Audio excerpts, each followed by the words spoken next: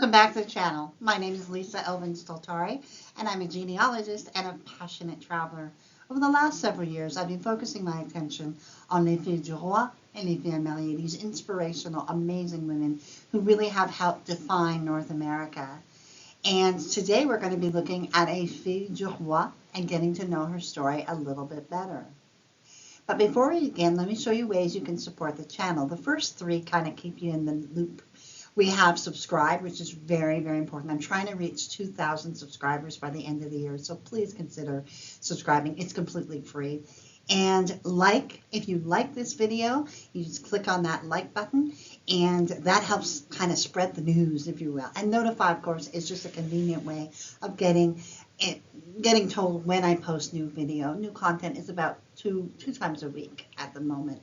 And also, if you really want to support the channel, there is a new opportunity with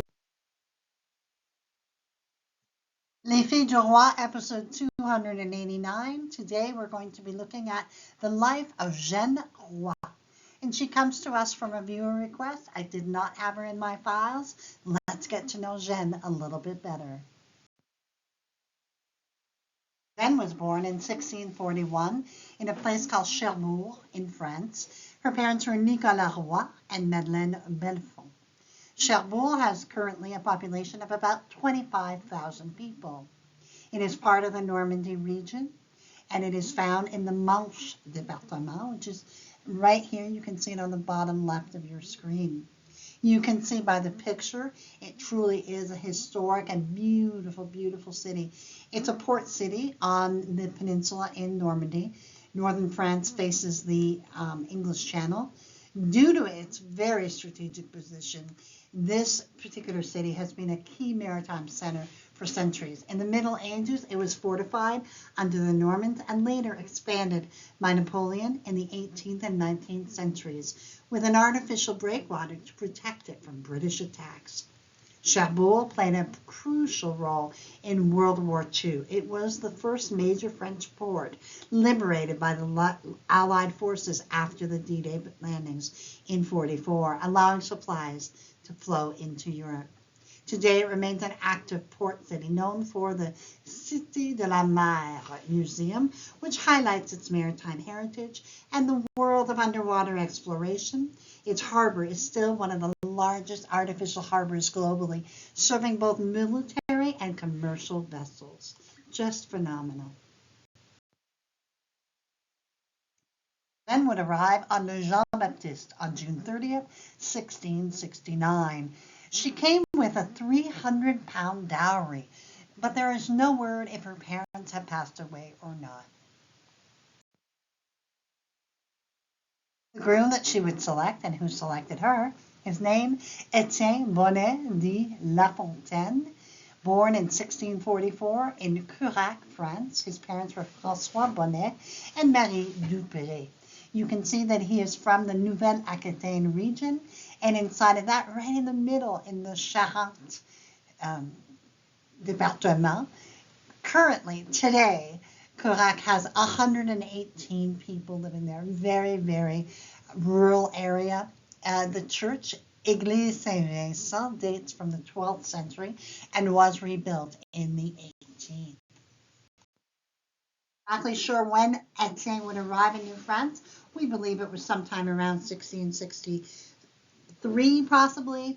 In the census of 1666, we find him in the service of Abbé Jean Le Sœur de Saint-Sauveur in the Seigneurie of Saint-Jean et Saint-François.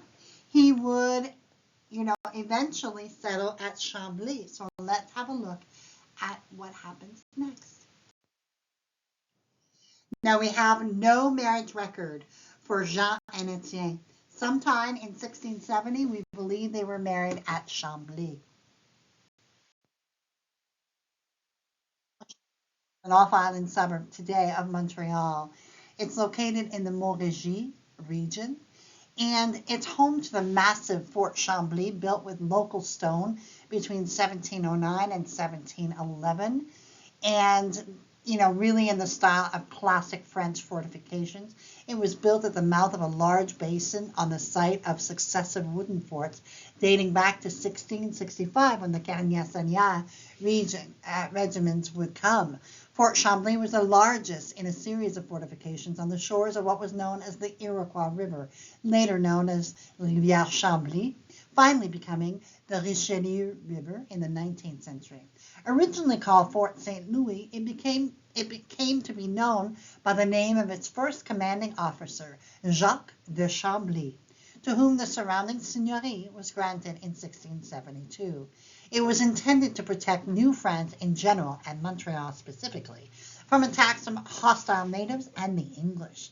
Today, the fort is run by Parks Canada, and it's designated a National Historic Site of Canada, and houses a museum and interpretive center, and hosts historical reenactments of military drills. So guess what? This is definitely something that's on my bucket list, and I will definitely be filming it when I go. So Fort Chambly is absolutely a very, very important place in Quebec history. It's important to realize how it truly helped Montreal defend itself.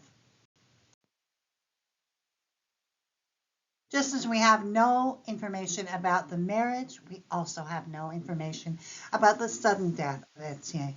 We just know that 1670 is the time that he and she would have been married, and he would have died. And we know this because of the following occurrence. Daughter Louise would be born on December 5th, 1670. And we know that Louise would go on to marry Louis Charles Legrain and would have one child, and who would survive. The son would go on to marry Thankful Louise Thérèse Steben, who was an American who had been captured during the Deerfield, New Hampshire raid of 1704. And they would go on to have 12 children, 6 of whom would make it to adulthood. So I mention that only because it's always interesting to me when we connect with those American hostages or American victims of the Indian raids. So for those of you who have this link, I wanted to make sure that you knew this. So we know that Jeanne is a widow and a mother by December 5th, 1670. Jeanne's second husband was named Jean Péladeau de Saint-Jean, and he was born in 1641 in Aulnay, France. His parents are unknown. Aulnay is from the Nouvelle-Aquitaine region, and it is located in the Charente-Maritime department. It is now called Aulnay de Saint-Onge, and it's historically tied to the Poitou region. It's a small town. It's brimming with charm and history.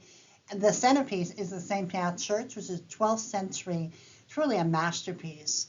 And we know that it is one of those areas that is surrounded by countryside, but it also reflects the agricultural traditions with local markets. So he really comes from that. Really, it's a very historical and cultural place. And it's just interesting as you go and find out more about Jacques, you will kind of note like, okay, that's interesting that he came from that area. Jean would arrive on the 18th of June, 1665, as a soldier with the La Fouille Company. He would decide to stay in New France, and he was both a carpenter and a miller. Jean and Jeanne would marry. I always love when their names are like that. We have no marriage record for them as well. Part of it, I think, and I could be wrong, is because of the nature of Chambly and how it was so very much like a fort, and it wasn't a true city at that point. So possibly records either got burnt or obviously they were there, but we don't know where they ended up. On to have 7 children. The first, Marianne, we have no other information on. Robert would go on to marry Jacques Mailloux and would have 3 children, all of whom would make it. Charlotte, we have no other information on.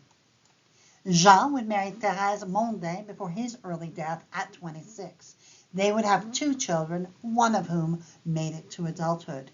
Thérèse's mother was fille du roi Marie Fabius, who we have not yet profiled. Pierre, we have no other information on. Marie, again, the same thing, no other information. And finally, Jeanne married André Roy, no relation to her mother, and had 13 children, 7 of whom made it to adulthood. In the 1681 census, we have Jean Charpentier, who was a woodworker, Jeanne, his wife, and their children, Louise, Marianne, Roberte, remember Louise is from her first marriage, Charlotte, Jean, Pierre. So all their children that were born are accounted for in that census. Again, I say because of where they lived, records are very difficult to find. So if anyone has any other information, I didn't want to mark them as deceased. I mean, obviously they have been, but I don't know. So I don't want to presume. They had 2 guns. They have 5 biographical, which are about 5 horned animals, 5 goats or 5, deer. And they have 10 alpha, which is about 7 acres of land. Jean would pass away at the Hôpital Général in Montreal in November of 1719. He would have been about 78 years old. He and Jeanne would have been married almost 50 years. Jeanne herself would pass away in December of 1721, having attained the age of 80, and she would leave behind an incredible gift of 259 descendants as of 1729. I also wanted to make sure that you know that Peladeau is a very famous name in Quebec, and the founder of Québécois and his son, who would ultimately become involved in politics and all of that, the lineage does continue. So if this is your heritage, this is also a very strong heritage. More information on Jean Péladeau du Saint-Jean is available in the book Our French-Canadian Ancestors, Volume 12. If you have it available at one of your bookstores, or I don't think bookstores, but libraries, you can certainly find it online at the Facebook group, Our Free French-Canadian Ancestors. You must join the group. And once you're a member, then you can absolutely have access to all of the files they have for all of the ancestors. It really is a fabulous Facebook group and does much good things. So I would heartily recommend it. I'm always amazed by how these women turn disaster into triumph, because they are truly inspirational to me, and they just kept going on and on and on. No matter what happened, they would find a way to survive. And that truly is one of their gifts to their descendants. And this lady, Jeanne, would leave us with 259 descendants as of 1729. That's no small feat. That's amazing. So thank you, Jeanne, for your gifts, for your courage, for coming to New France and giving of yourself and not taking no for an answer. And we really, really are amazed by the tenacity you showed. So thank you, Jeanne, for everything you brought with you to New France. And I want to say thank you to my patrons, supporters, and subscribers. Thank you, all of you, for helping me grow this channel as much as it has grown over the last several years. I really appreciate it. And with that being said, I will see you on the next episode of Les Filles du Roi. Until then, au revoir.